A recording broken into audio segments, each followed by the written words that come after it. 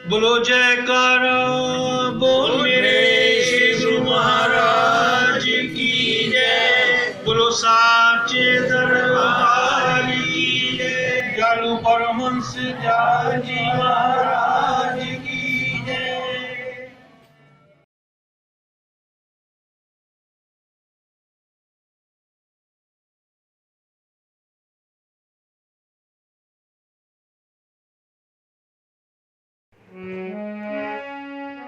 एक रोज इरशाद हुआ कि सुबह ही लाला नारायण सहाय मिलने आए और पूछा कि कल रात बहुत देर तक मैं यहाँ हाजिर रहा, आप कहाँ तशरीफ़ ले गए थे। हमने कहा कि कल बख्शी साहिब के यहाँ दावत थी, उन्होंने दरियाफ्त किया कि कैसा खाना खाया। चूँकि वह हमारे बड़े प्रिय थे, इसीलिए हमने हंसकर कुल कथा कह दी कि ऐसा ऐसा मामला पेश आया। बातचीत के दौरान ही बख्शी जगन्नाथ जी भी आ गए। ये बड़े सत्संगी थे और फ़कीरों के हालात मालूम करने का इनको बड़ा शौक़ था। जिस किसी फ़कीर को देखते एक वक्त खाना खिलाए बगैर तो कदापि ना जाने देते, और अगर उसका भेद मिल जाता तो फिर उसकी तरफ ज़्यादा तवज्जो ना रहती थी।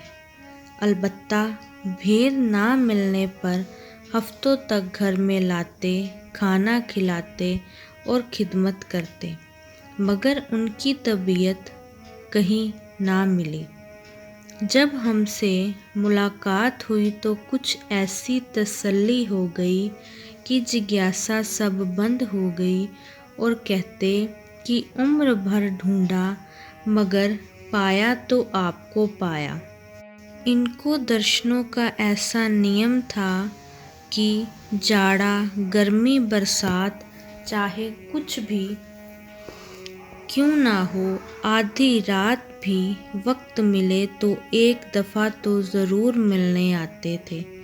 और यह हाल था कि सुबह से शाम तक जितनी बातें, खाने पीने, यहाँ तक कि घर की बातचीत तक की, जो कुछ देखी या सुनी हो, सब हमसे आकर बयां करते थे। हमने कई बार समझाया कि हमारे पास आकर कोई सत्संग की बातचीत किया करो, यह क्या बखेड़ा ले बैठते हो, मगर वह अपनी आदत से बाज ना आए। जब हमने कई मर्तबा मना किया तो उन्होंने लाचार होकर कह दिया कि चाहे आप खुश हो या नाखुश हो, मैं अपनी हरकत से बाज नहीं रह सकता। जब तक कुल कच्चा हाल आपसे ना कह दूं, तब तक मुझको चैन नहीं पड़ता। आखिरकार हम भी चुप हो गए।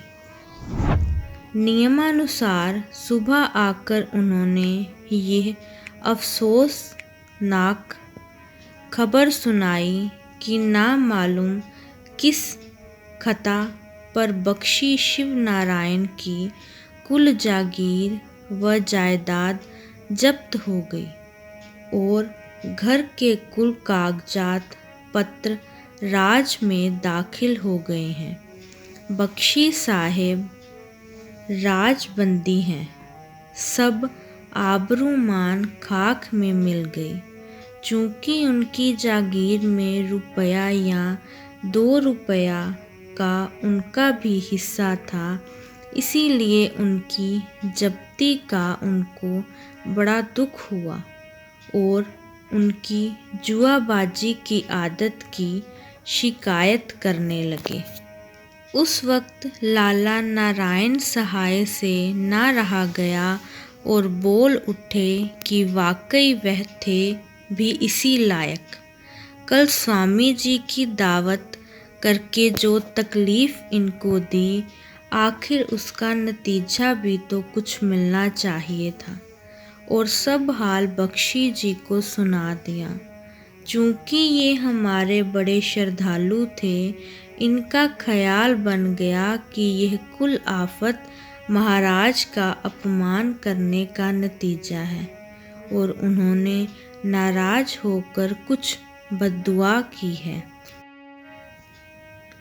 अब अगर कुछ होता है तो इनकी दुआ से ही होता है, सो हमारे पीछे पड़ गए कि आप कुछ दुआ कीजिए।